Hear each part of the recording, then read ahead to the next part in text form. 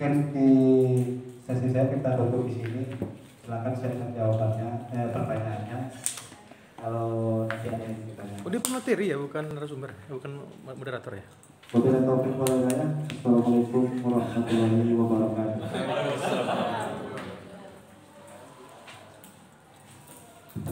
Baik, terima kasih kita ucapkan kepada Bang Jul Pasbar yang telah menjelaskan tentang menulis kreatif.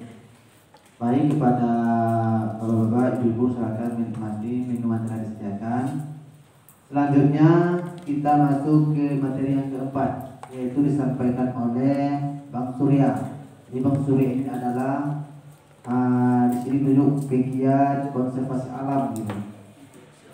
Yaitu tepatnya konservasi penyu ya. Kepada Bang Surya kami persilakan. Dan Indonesia.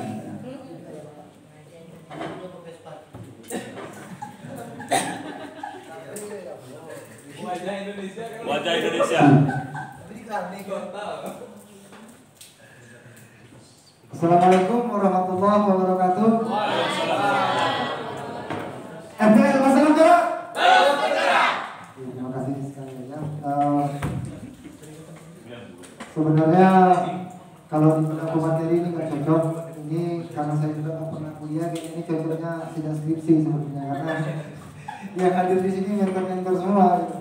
Yang hadir di sini mentor-mentor saya semua, ada Bang Diki, ada Bang Robi, ada Bang Dini, tapi mungkin sama seperti kata Bro Dasril, kita sharing aja.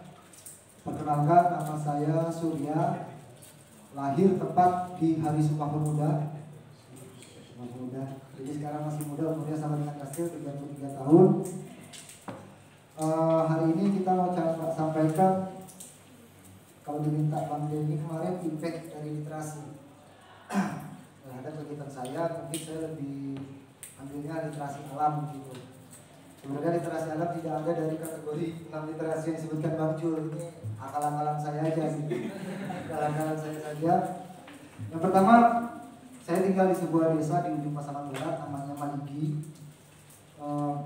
Suku saya Jawa, tapi kenapa saya suka dengan Minangkabau? Yang pertama, orang Minangkabau yang paling literasi ternyata Bang. Dengan falsafah alam akan Bang jadi guru. Jadi kenapa saya ambilnya itu literasi alam? Karena banyak hal-hal yang bisa kita ambil pelajaran dari alam. Sampai sekarang tidak satu pun ilmu pengetahuan tentang geologi, katanya Bang Robi, penelitian yang saya baca untuk menentukan Bang kapan gunung api itu meletus. Nah ternyata di leluhur kita Bang, di kitab-kitab yang bahasanya Sanskerta, bahasa Tagalog itu bisa dihitung Bang. Kosmologi tentang geologi itu ternyata. Jadi mungkin benar yang kata Bang Robi, kita perlu kembali lagi. Salah satu poin dari geopark itu adalah cultural heritage. Mungkin kita harus belajar lagi. Sama sekarang sarjana perikanan, sarjana ilmu perikanan atau kelautan tidak akan bisa membaca itu angin kasih atau indah. Itu kalau melalui dapet ikan atau indah itu tidak bisa. Itu yang bisa malahan warga-warga nelayan yang umurnya 50 tahun ke atas. Bisa ditanya oleh Idris mungkin di Skapau. Idris nggak akan tahu lagi kalau mau melaut ini dapat ikan atau enggak. Tapi yang di umur 50 tahun ke atas mereka bisa membaca alam. Nah, makanya kenapa saya ambilnya literasi alam. Mungkin saya share aja ke teman-teman apa yang sudah saya buat di Maligi dan begitu atau bersama teman-teman penggerak lainnya. 2 hari yang lalu kami baru membentuk yang namanya CAMP, Komunitas Entrepreneur Maligi, yang dipimpin oleh Bung Ikon. Tadi izin sebentar Bang, karena takut pasar tutup, jadi dia mau belanja untuk berdakwahkan di pasar. Ada orderan. Terbentuknya camp itu sebenarnya salah satu apa yang saya ingat di tahun lalu Bang Robi cerita ke saya tentang wisata. Wisata itu ada 3 aspek, yang pertama visiting, yang kedua trade, yang terakhir investment. Nah, jadi ini lewat banyak pada Bang Robi kan, masih ingat pelajaran terus tadi. Jadi di masa pandemi visiting tidak ada ke Maligi, kunjungan berkurang, kita masih bisa main di trade. Kita masih bisa main di trade dan hal-halnya nggak luar biasa, cuma ikan asin, cuma rendang lautan, cuma kue Jepang yang dinikmati oleh teman-teman, tapi itu kita kemas jadi storytelling. Yang terakhir baru investment kalau di wisata. Dalam pergerakan di Panah Admin komunitas yang kami dirikan, Pemda di awalnya tidak tertarik atau tidak tahu atau barangkali ya, jadi ada kedekatan emosional dengan orang di sebelah saya dan Diki. Jadi yang pertama memungut ide-ide liar kita itu Bang Diki melalui kolaborasi. Ide-ide liar itu dengan konservasi kampung tadi. Waktu berkembang, saya berkenalan dengan orang yang sedang berjalan di samping titik itu Mas Eko Hermawan. Instagramnya ada peristiwa. Ternyata beliau yang lebih dulu masuk ke Mandiri karena saya baru 2 tahun. Mas Eko sudah dari 2012 masuk ke Mandiri.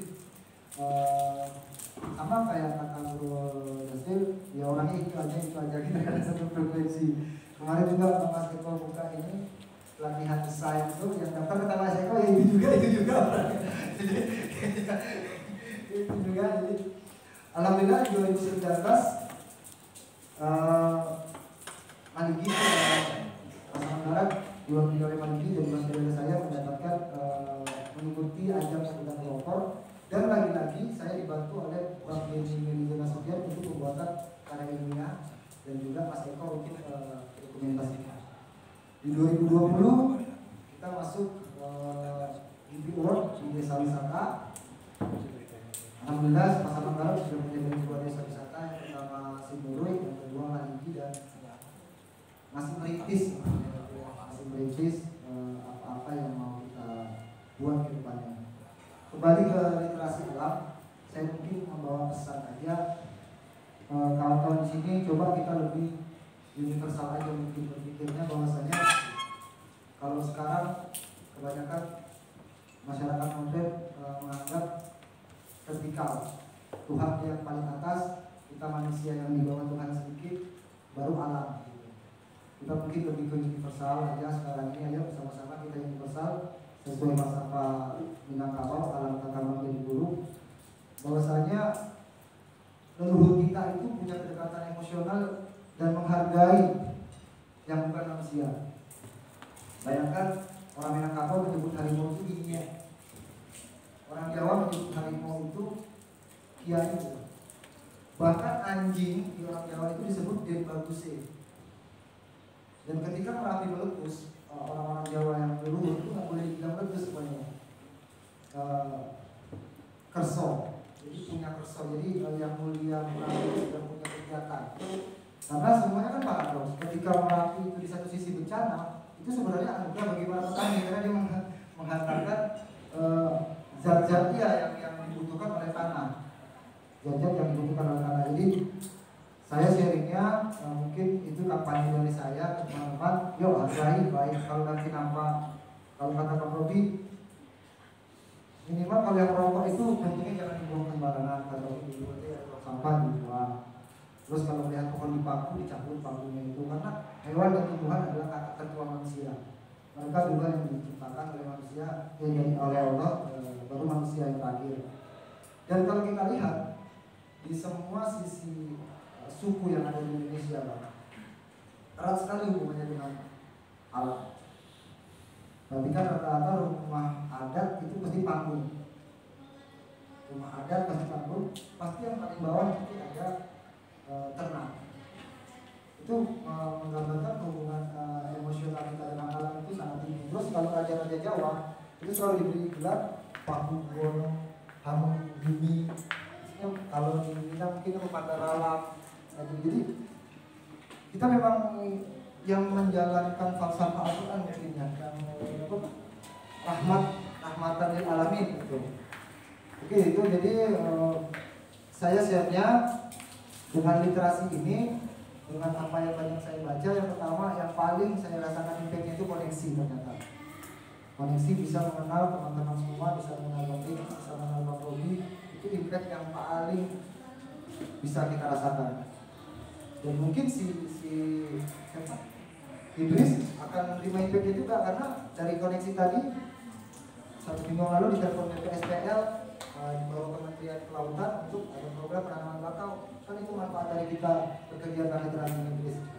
Jadi itu teman-teman, saya mungkin nggak panjang, makin panjang makin grogi. yang Di hadapan saya semuanya ini udah ya sama-sama lah kita untuk bangun pasangan barat dengan geoparknya.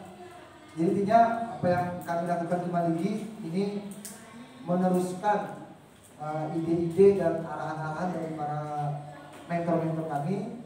Jadi kenapa kami sekarang ini fokus di produk, karena visiting agak kurang nih, apalagi suak udah bubui sekarang nih Bang.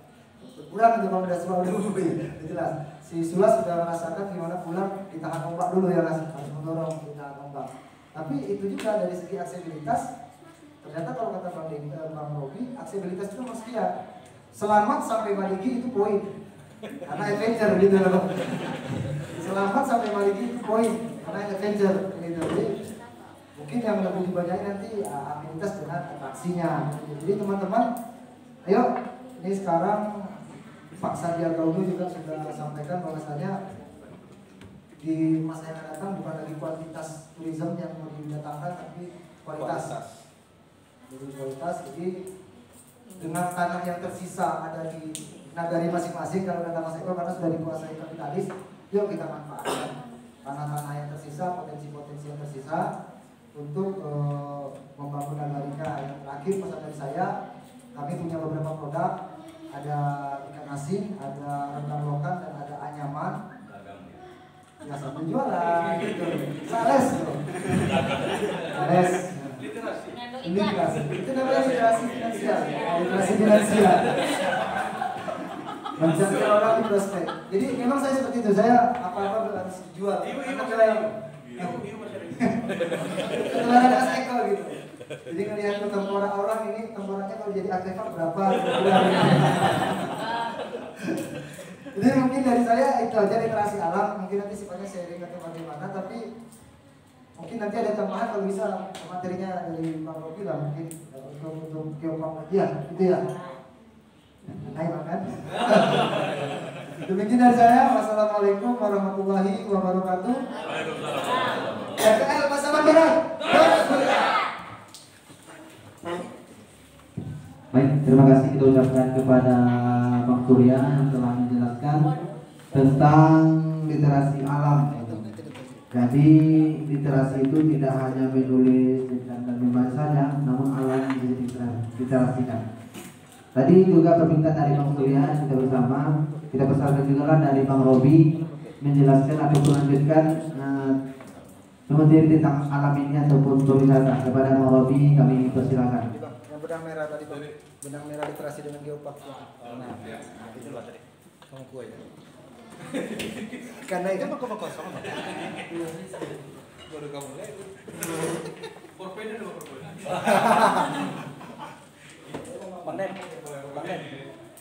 Bang Den. Naik deh.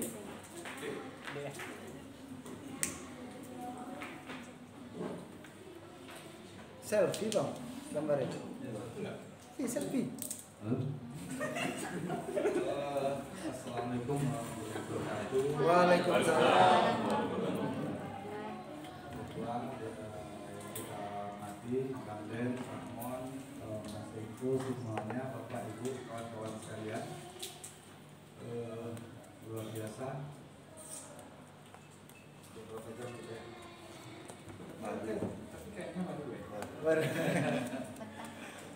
Soal bagi saya literasi sebenarnya suatu hal yang menarik. Kalau apa mungkin literasi itu kalau di tulisan-tulisan ilmiah namanya literatur.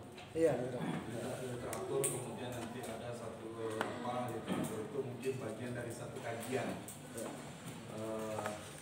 Sebenarnya kawan-kawan Bapak Ibu sekalian, perkenalkan juga bahwa di sini kita di samping saya juga mendolakan dari literasi Bang Dedi, kita mengusung geopark bersama-sama, geopark Talamau. Nanti lain lagi sesinya mengapa geopark Talamau namanya, itu ada juga panjang ceritanya itu.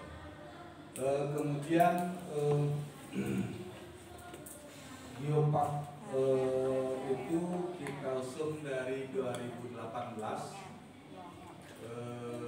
sebelumnya main hutan-hutan aja, main alam-alam aja. Kemudian yang saya garis bawahi, saya segelintir orang di Pasaman Barat yang percaya bahwa potensi Pasaman Barat itu adalah mancanegara. Dan sampai sekarang mungkin kebetulan Bro Dasril tadi bercerita kadang ngelihat jadi orang gila udah bertahun-tahun, entah kapan intinya nggak tahu. Cuman yang saya tahu potensi alam Pasaman Barat itu luar biasa dan mancanegara. Itu dari awal dan sudah bertahun-tahun ada di kepala saya. Kemudian tentu ada dengan kawan-kawan lain yang berpikiran sama. Tentu ada dasar dalam konteks berpikir seperti itu. Ada aksi dalam berbuat seperti itu dan ada kegilaan dalam konteks membuktikan apa yang kita pikirkan tadi. Tapi jujur saya tidak menyarankan untuk jadi orang gila berlama-lama. Karena capek. Karena lelah dan butuh ketahanan, butuh banyak energi naik turunnya, kemudian kita harus meramu ke sana kemarinya apa kalau di teka-teki namanya puzzle yang sebenarnya. Oh ini ada hubungan dengan ini ada hubungan. Kita harus merangkai semua bahwa ini ternyata ada korelasi dengan apa yang sedang kita garap. Nah, Geopark sendiri itu mengusung satu konsep. Sebelumnya saya di pariwisata, kemudian saya tour leader, guide juga. Kemudian banyak bekerja sama dengan kawan-kawan praktisi, pengusaha-pengusaha pariwisata. Satu hal banyak kelemahan yang saya pikir, contohnya Pagaruyung, tadi kita cerita juga di luar bahwa satu perusahaan bawa tamu 3 bus. Contohnya begini, nanti guide di mobil satu cerita tentang Pagaruyung itu begini.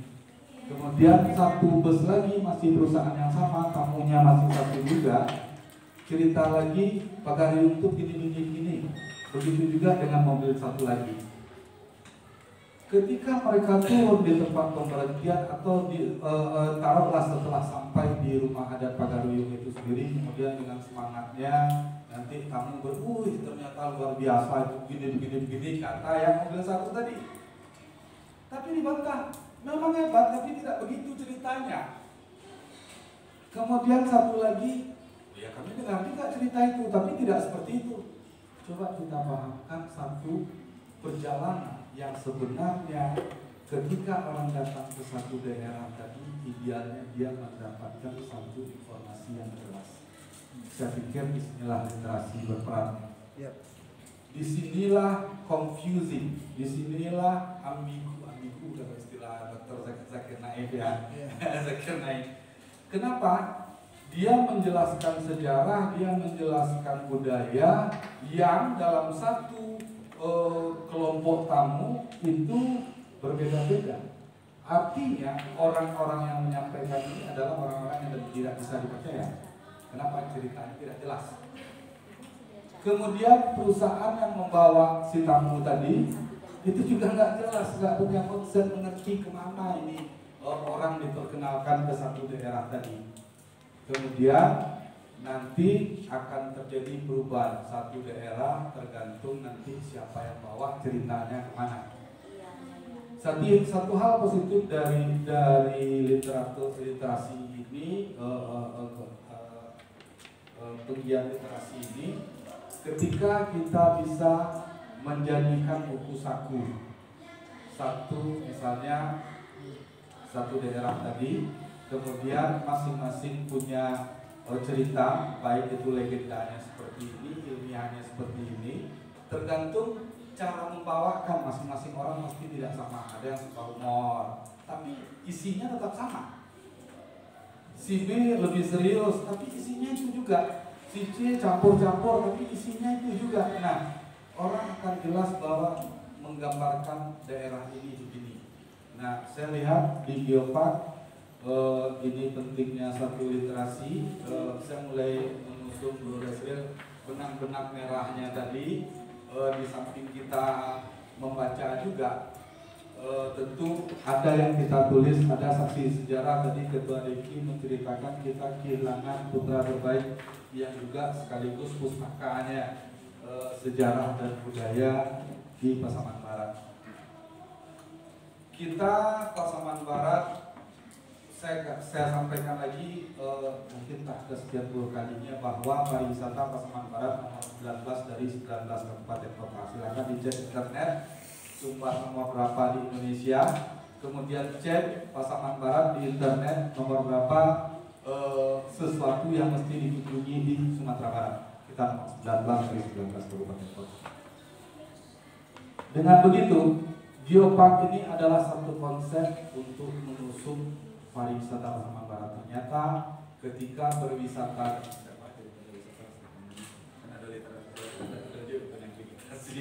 nah, ketika bicara pariwisata itu tidak cukup dengan cerita landscape. Di puncak gelanggang itu rancak, ya ke situ. Rancak itu cuma 5 menit. Tapi apa yang ada di situ? Ternyata puncak gelanggang itu dulu tempat raja-raja ngumpul. Itu akan lebih kuat nilai jual puncak gelanggang itu daripada cuma landscape yang cuma 5 menit, kopi stand sudah tuh pulang, bawa sampah ke sana, tinggalin potong hutannya.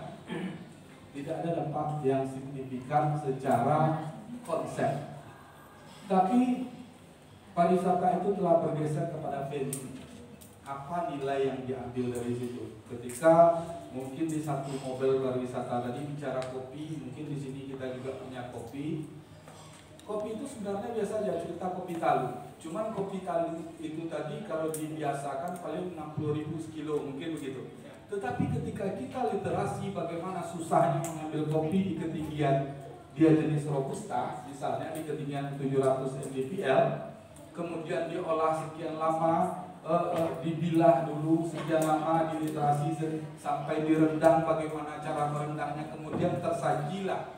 Karena kawan-kawan guide pernah menjual 1 kilo kopi biasa itu 500.000.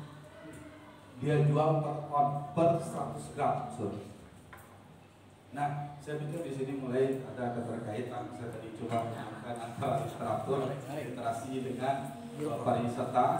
Kemudian bagaimana saya sarankan tidak lama-lama jadi orang gila. Saya kasihan juga jadi relawan lama-lama nanti kuat. Kemudian satu hal ketika kita lihat Pasaman Barat, kita pernah dengar bahwa Pasaman Barat itu sebenarnya negeri yang kaya. Waktu itu pernah Mas Eko, meriam Belanda ditemukan di Kinali ya Mas Eko ya? Ya. Meriam Belanda ditemukan di Kinali, kemudian dibantah oleh cendekiawan Tanah Minang. Dia katakan kapan pula Belanda ada di Pasaman Barat? Pasaman dulu, Pasaman Barat sekarang. Tapi jujur saja, saya yakin dan percaya kawan-kawan sudah banyak menemukan jejak-jejak kolonial di sekitar rumahnya. Mulai dari Maligi, ada itu dermaganya, kemudian ada bekas rel kereta api segala macam, dan kemarin waktu beberapa 2 tahun yang lewat kalau nggak salah, ada temuan porselin Belanda juga. Waktu itu ditelepon oleh Jorong di sebelah apa itu. Kemudian terus ke Kapar, terus ke arah Kinali, kemudian di Hokir sendiri, naik ke Talamau, terus pancang-pancang Belanda, ada pabrik Belanda, ada kolam renang Belanda, ada rumah sakit Belanda, kemudian sampai ke Batang Saman, sampai ujung tadi itu kalau nggak salah masih jembatan Belanda ya, yang jembatan gantung itu jembatan Belanda, sampai terus ke Proyeknya sama dengan yang bangun gubernuran sama. Kemudian sampai ke Air Bangis ada bunker. Kemudian saya juga pernah baca sedikit, ternyata dermaga Air Bangis itu dibangun 1842 oleh Belanda. Nah, cuman masalahnya kita melihat itu secara parsial, artinya sepotong-sepotong. Oh, di situ ada Belanda. Iya, di sini ada Belanda. Kemudian itu cuma jejak-jejaknya kan. ketika kita hobi teka-teki dengan membuat literasi segala macam tadi Bro Jul Pasbar sudah menjelaskan ada ilmiahnya, ambil dulu sumbernya yang jelas, kemudian bagi cerita kita itu kalau Geopark tidak membunuh legenda, tetap kalau legenda posisikan di legenda, kemudian kalau sains posisikan di sains, ilmiah posisikan di ilmiah. Yang legendanya begini ceritanya, yang ilmiahnya begini ceritanya. Maka ketika jejak-jejak kolonial tadi, kawan-kawan sekarang sudah mulai pakai HP, bahkan pakai GPS itu menaruh koordinat. Saya juga pernah presentasikan ini di provinsi. Ternyata begitu luas jejak-jejak kolonial ketika diletakkan di peta Pasaman Barat ini. Artinya ini adalah zona kawan-kawan literasi dalam memainkan titik, dalam meliterasi, menarasikannya, mau diluruskan nanti kalau titik-titik yang ada itu tadi. Tapi monggo ambil ilmiah atau ambil legendanya. Tapi pasti ada sumber-sumber yang jelas supaya ceritanya nggak mungkin cerita tahun 70 pakai HP kan, nggak mungkin, ya kan?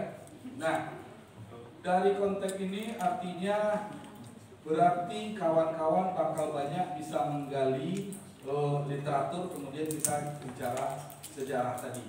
Bagaimana Belanda ternyata Belanda itu adalah negara yang paling salah satu negara yang maju di Eropa.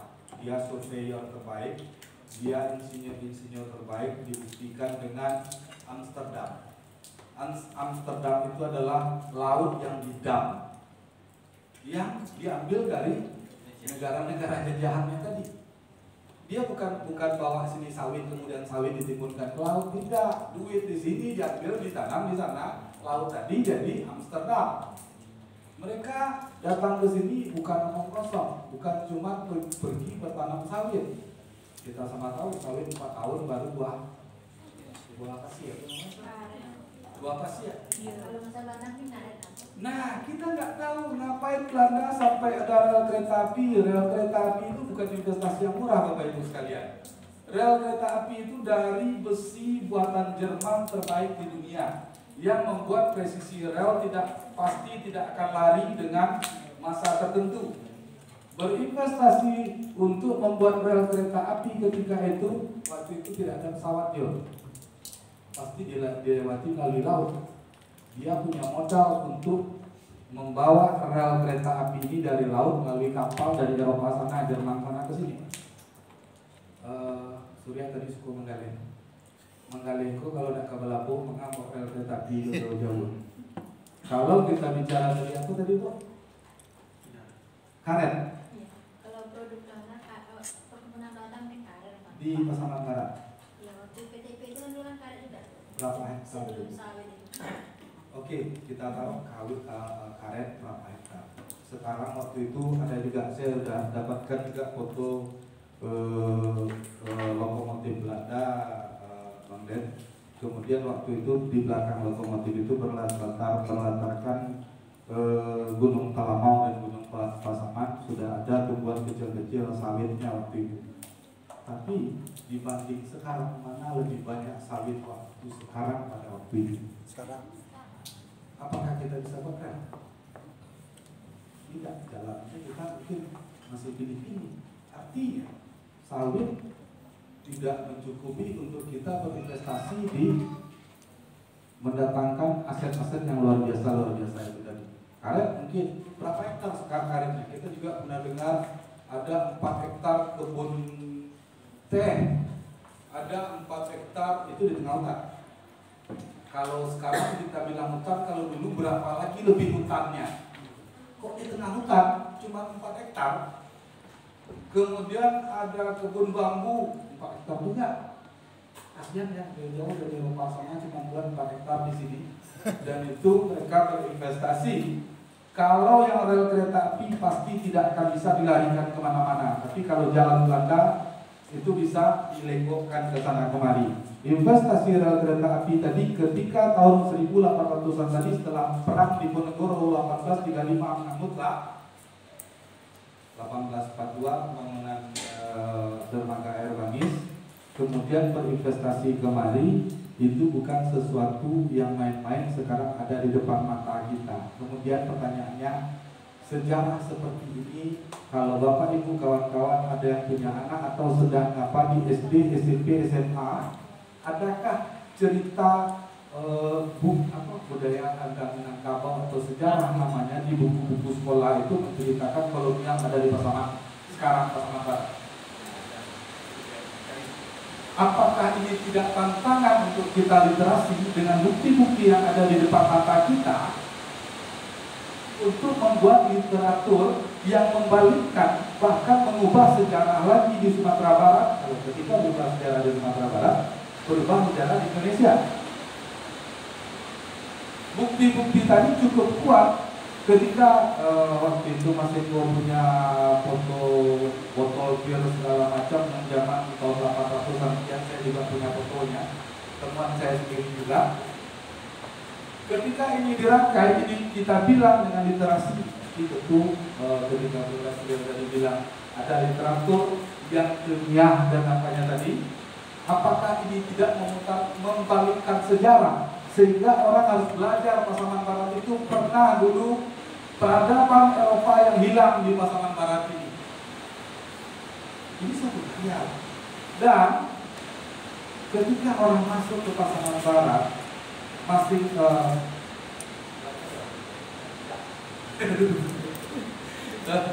jadi ini tantangan kemudian prestasi untuk kita bahwa kita bisa merubah dari Kementerian Dinas Pendidikan Provinsi Sumatera Barat, tolong diisi lagi buku dengan ini buktinya, ini sejarah kolonial pernah dulu namanya Pasaman, sekarang administrasinya namanya Pasaman Barat.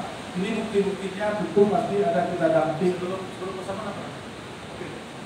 Oh, nanti kita bicara opir nanti itu lebih jauh lagi. Ketika kita bicara opir, kita agak mundur sedikit saja ke zaman kolonial dulu. Ada cerita kolonial di depan mata kita, kemudian saya mungkin coba buka sedikit lagi kepada kawan-kawan Bapak Ibu semua tentang kalau pernah dengar cerita Kawah Purbatalu. Ada? Ternyata kawan-kawan sekalian, Talu itu ketika kita lihat itu seperti kualiah, seperti kita berada dikelilingi oleh bukit segala macam. Dari geopark yang kita usung, kemudian kita dapat literatur ori dari Badan Geologi Nasional. Ternyata Bapak Ibu sekalian, Talu dan sekarang dua nagari itu Talu, kakak beradik Sinurui, mereka adalah masyarakat yang hidup di dalam kawah Gunung Purba. Namanya itu ada sains, ada geologinya. Kemudian kapan gunung Talu itu meletus, ternyata jutaan tahun yang lewat. Lebih dulu meletus dari Gunung Talamau. Ada Gunung Pasaman, ada Gunung Talamau, ada Gunung Talu, ternyata ada Gunung Melintang. Sekarang kita bicara Gunung Talu. Ternyata masyarakat itu kawah Purbatalu Talu itu adalah letusan gunung meledak, kemudian materialnya keluar entah kemana-mana sehingga menjadi kawah. Kemudian hiduplah lumut entah berapa tahun juga, kemudian mulailah tumbuh berbagai jenis tumbuh-tumbuhan, akhirnya jadi batang kayu yang besar-besar. Secara tidak sadar kemudian datanglah peradaban, datanglah manusia, entah yang dari laut datang ke sana, entah yang dari utara masuk ke sana. Tapi ini sebenarnya yang kita harapkan dari kawan-kawan literasi untuk mengkaji. Kenapa? Ada pilar dari geopark itu budaya namanya dan sejarah yang akan diangkat kembali, yang akan diliterasi lagi. Disinilah kontribusi kawan-kawan. Kaki keduanya ada biodiversity namanya keragaman flora fauna.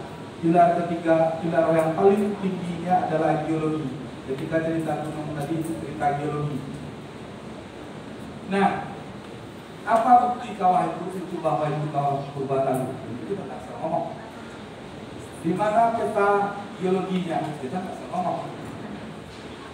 Saya cuma ceritakan selanjutnya tumbuh lumut, kemudian tumbuh pohon-pohonan, kemudian hidup flora dan fauna di sana, kemudian berdatanganlah manusia, makanya timbullah adat, masing-masing punya adat yang dibawa. Sudahkah ini bagian yang kita kembali sedikit ke cerita Pagaruyung tadi. Kalau ini tidak kita literatur, ceritanya akan kemana-mana. Kemudian wajar saja dia akan kemana-mana karena kita tidak menggali sejarah ini, orang lain yang menggali. Ya. Kita tidak setuju dengan yang lain akan bercerita tentang adat satu yang itu kan gitu. Tapi yuk buka lagi daerah kita masing-masing. Di situ ada PR di depan mata kita. Dan ketika kita cerita geopark, inilah 3 pilar yang kita hubungkan untuk wisata tadi. Nah, geopark mengusung 3 pilar tadi, mulai dari geologi, kemudian apa dia bukti gunung berapi tadi, pasti ada bukti-bukti geologi itu bersama ahli geologi. Kemudian flora fauna apa yang ada di sana, kita bersama ahli flora dan fauna. Yang tidak kalah pentingnya kita butuh pendamping ahli sejarah dan budaya. Yang ada legendanya yang akan kita usung, kemudian ada sainsnya, ada ilmunya yang akan kita usung. Tapi jangan seperti kita bilang tadi, Bapak Ibu sekalian, ini tidak akan membuat kawan-kawan jadi relawan berlama-lama. Geopark mengusung satu titik itu, misalnya batu litek kain Kinali, itu namanya geosite. Di dalam geosite tadi tetap ada pilar geologi, pilar culture diversity-nya. Seperti itu juga dengan geosite yang lain.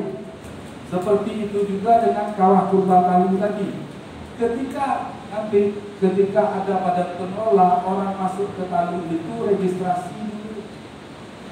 Tamu berapa lama, dari mana, siapa koordinatornya, sudah ada nginapnya di mana, ya kan?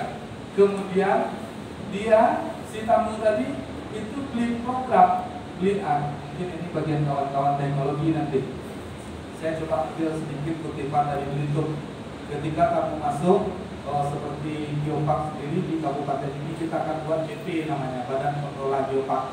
Di masing-masing tempat tadi itu ada juga pengelolanya, sehingga orang bukan masuk sembarangan aja ke Talu tadi, ke tempat tadi, karena di situ dia akan kita tawarkan program tadi yang di dalam itu ada isinya literatur tentang sejarah dan budaya. Dia beli software tadi dari hasil literasi yang kita buat, narasi yang kita buat. Legendanya seperti ini, sainsnya seperti ini. Kemudian di dalam software tadi informasi tadi juga ada informasi tentang flora dan fauna yang ada di sana, informasi tentang geologi yang ada di sana. Nah, inilah belum lagi kawan-kawan bisa, kalau di keragaman budaya tadi itu ketika peradaban manusia yang ada di sana akan tumbuh berbagai, ada bambu. Tadi Pak Dasril cerita ada rotan, ada brown sugar, gula aren, ya kan? Nah, ini juga diliterasi sehingga kita bisa mengangkat harganya. Narasi tadilah yang menceritakan kualitas satu barang tadi, bahwa ternyata gula aren yang ada di Talu, kita agak kebetulan itu objek kita di Sinuri tadi, ternyata itu gula aren yang asli langsung diambil dari pohonnya, kemudian diolah tanpa menggunakan yang lain-lain. Ketika dibawa ke hotel atau dibawa ke, dia punya kualitas yang bagus. Ini belum terliterasi dengan baik, belum ternarasi dengan baik. Itu bagian juga dari geopark itu sendiri, termasuk gawean budaya. Ternyata Basune itu ada adanya, itu bagian dari literasi juga. ronggeng. Ronggeng. Di satu daerah itu ada ronggeng seperti itu, belum ada literasinya. Kemudian ada manitian, apa lagi segala macam, menuju hari di masing-masing geosite tadi itu belum ada yang terliterasi. Jadi mungkin terserah bagaimana. Saya pikir ini stimulan berpikir dulu. Secara umum kita bisa banyak bercerita tentang bagaimana peran kawan-kawan Bapak Ibu di Geopark sebenarnya. Kami berharap literasi inilah bagian dari pilar kaki Geopark itu ditopang oleh 3 yang dia menjadi standar nasional dan internasional. Keragaman geologi, keragaman flora dan fauna, kemudian keragaman sejarah dan budaya tadi, serta produk-produknya. Mungkin itu sementara. Mudah-mudahan dengan arah fokus seperti ini, saya pikir jangan lama-lama jadi relawan, jangan lama-lama jadi orang gila, cepatlah sukses dengan arah